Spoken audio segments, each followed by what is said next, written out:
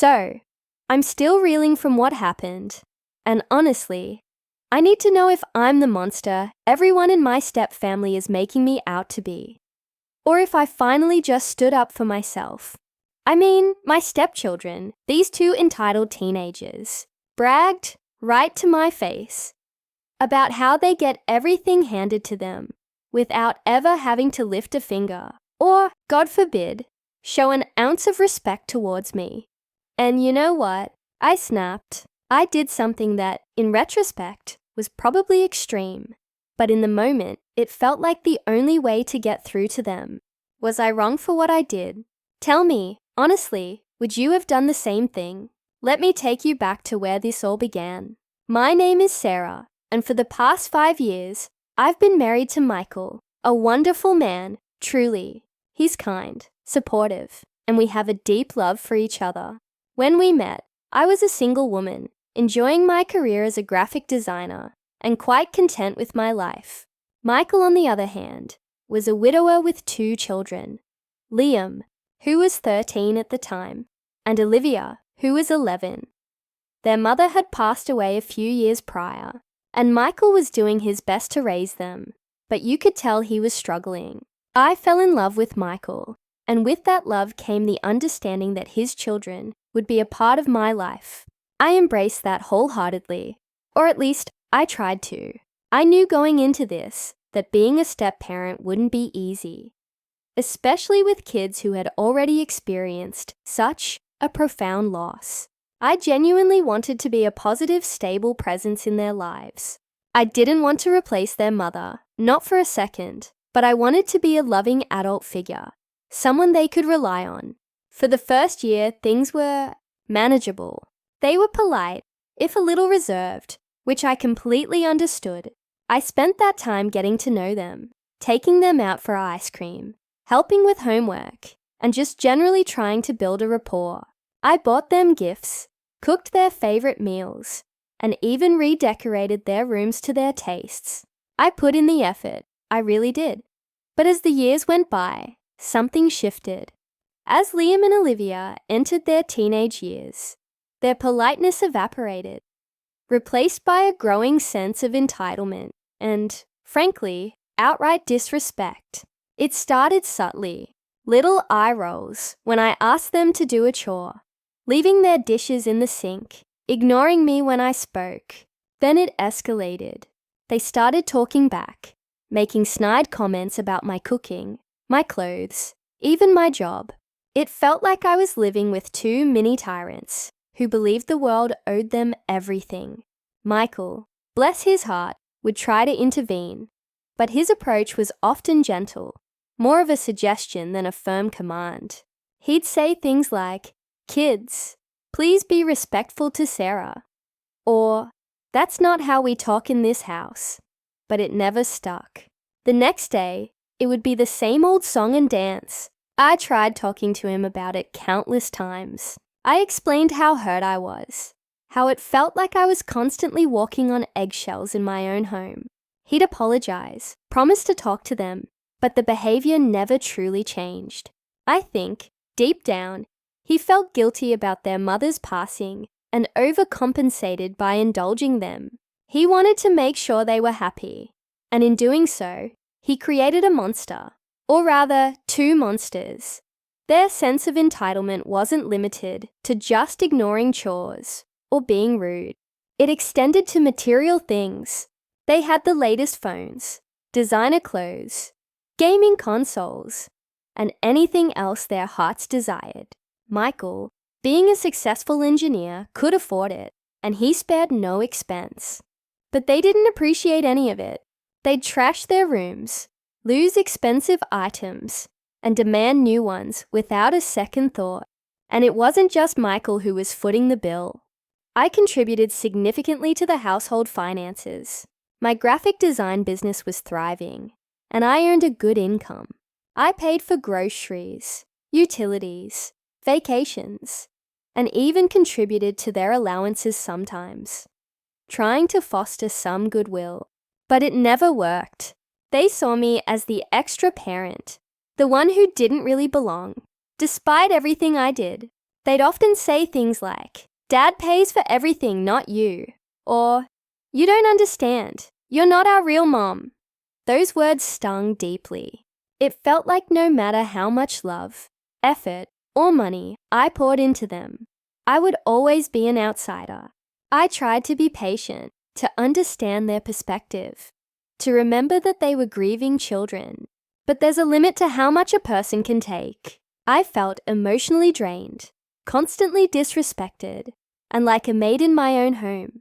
I started to dread coming home from work. My sanctuary had become a battleground, and I was losing.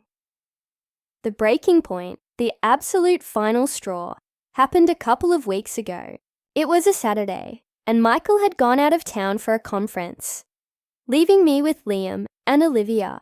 I had planned a quiet weekend, hoping to finally get some much-needed rest, and maybe catch up on a few personal projects.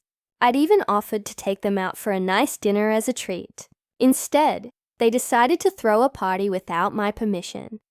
I came home from grocery shopping to find the house in utter chaos. Music blasting, empty snack wrappers everywhere, sticky spills on the floor, and about 20 teenagers I didn't know milling about. When I confronted Liam and Olivia, they just shrugged. "It's just a party, Sarah," Liam said, as if I was overreacting. Olivia, ever the instigator, added, "Dad wouldn't care.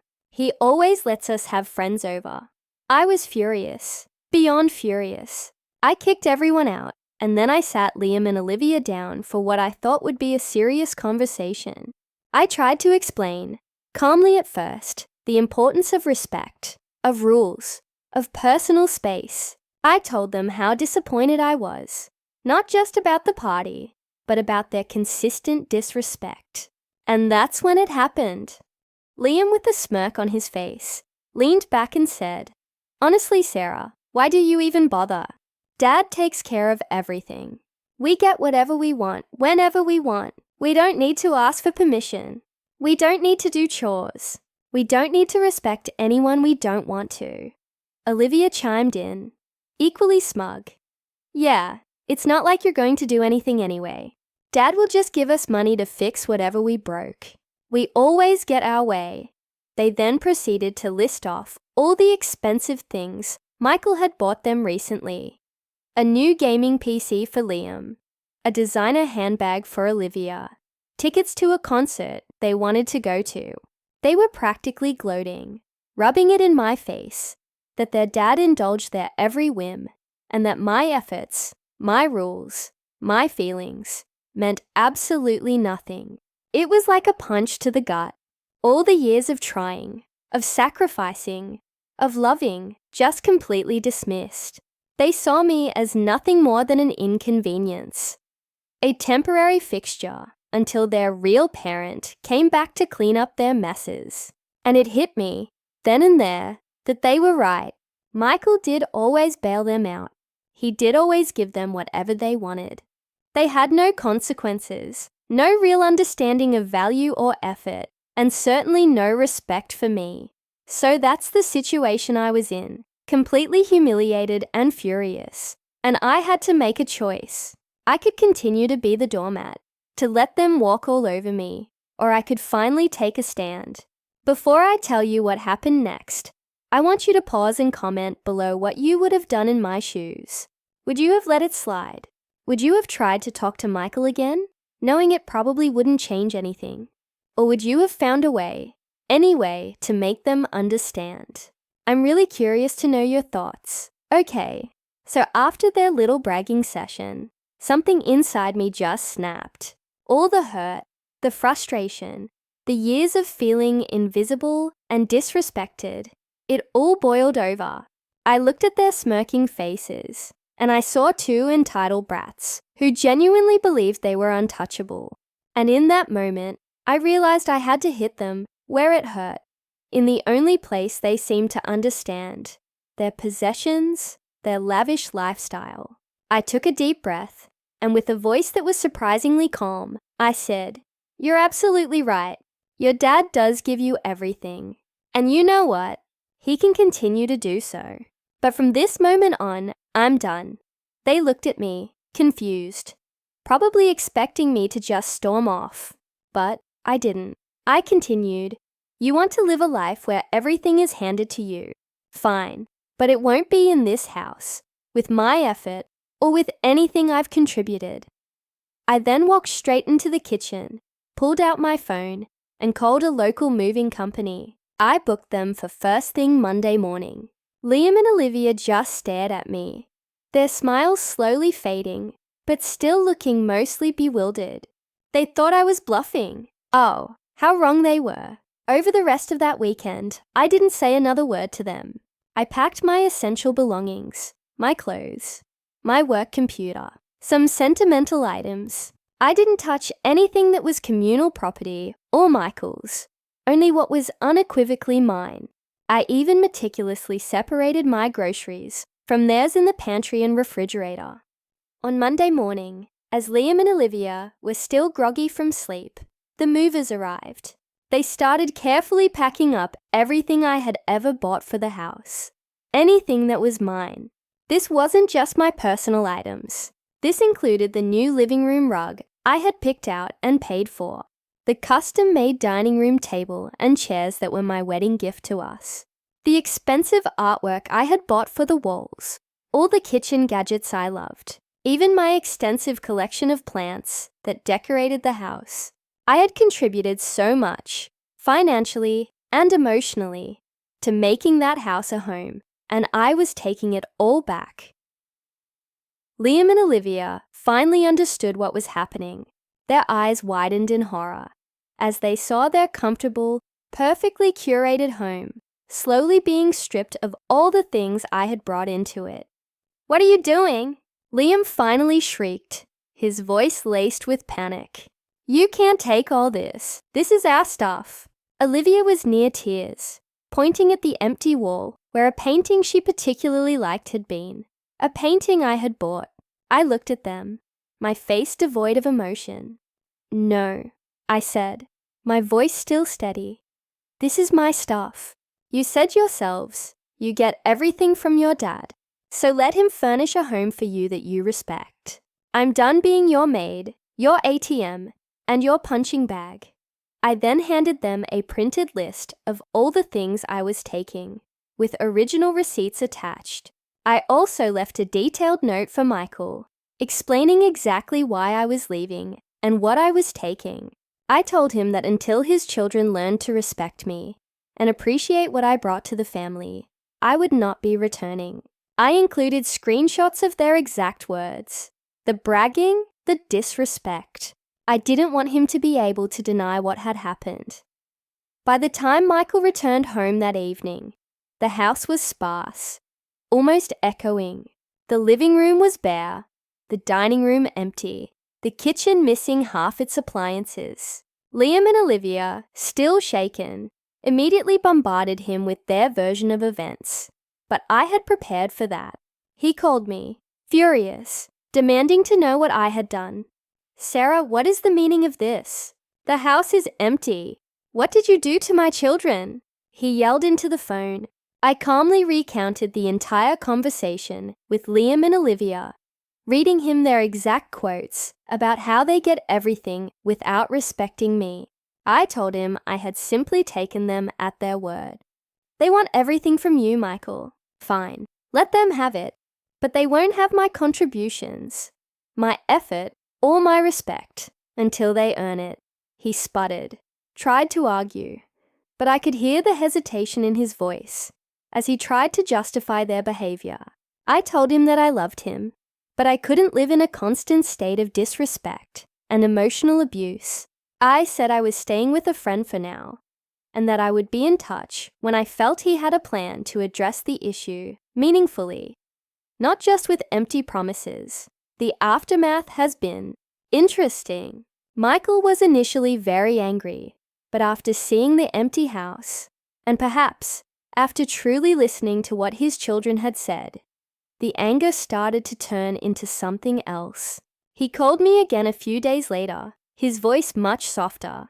He said he had talked to Liam and Olivia, really talked to them, and that they were in shock.